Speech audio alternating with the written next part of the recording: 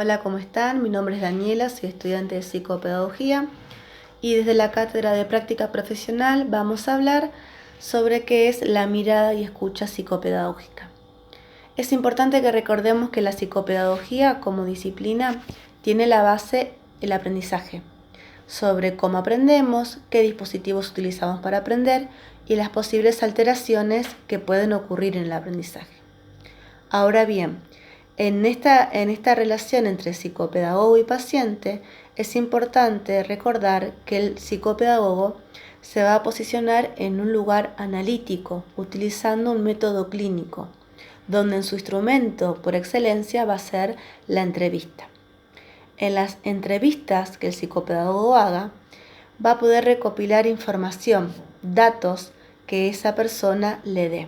Es muy importante tener en cuenta si es un niño, entonces si la familia sabe por qué el niño tiene que ir, qué motivos da la familia, si es derivado, si es una consulta personal, si es un adolescente, si es un adulto. Es muy importante tener en cuenta primero la edad del paciente.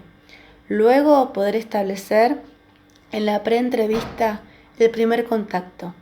Si fue telefónico, si fue personal, si ya en ese primer contacto se dio información, evitando siempre establecer juicios de valor, porque como dijimos, el psicopedagogo es un profesional y utiliza un método clínico y analítico.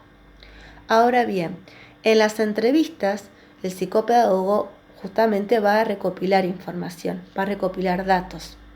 Pueden ser datos desde la historia vital, desde cómo fue su desarrollo, desde cómo está constituida la familia, de cómo esa persona establece una relación con el aprendizaje y cómo aprende, qué características aprende. Esta sería la parte más formal de este vínculo que se establece entre el paciente y el psicopedagogo.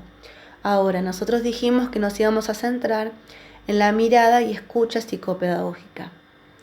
Nunca perdiendo de lado que el psicopedagogo como profesional tiene un método. Ahora bien, la persona que tenemos adelante que nos está dando información es justamente un otro y necesita que el psicopedagogo lo mire y lo escuche de manera sobre todo respetuosa, pero también respetando esas particularidades, ese mensaje que es muy importante leerlo entre líneas. En qué dice, en cómo lo dice, en qué cosas se repiten, en los silencios de la persona, del niño, del adulto, del adolescente, en cómo es su vínculo con el aprendizaje, sobre las fracturas en el mensaje, sobre aquello que lo angustia, sobre aquello que lo preocupa. Es decir, aquellos aspectos inconscientes que se van repitiendo. Por eso es importante que más allá de recopilar información, digamos, formal, que hacen a la historia clínica y a la historia vital de la persona, se pueda establecer un vínculo entre el profesional y el paciente, porque a través de ese vínculo se va a poder llegar a un diagnóstico y a través del diagnóstico se va a poder establecer un proceso, digamos, un tratamiento que no va a ser para todos el mismo, porque justamente si nosotros nos estamos centrando en mirada y escucha psicopedagógica, lo primero que tenemos que tener en cuenta es que ese otro que llega a nuestra consulta necesita respuestas y las respuestas no pueden ser para todos los mismos. Así que me pareció muy importante recordar este lado humano que marca la autora Alicia Fernández sobre detenerse y mirar detenidamente a ese paciente. Chao.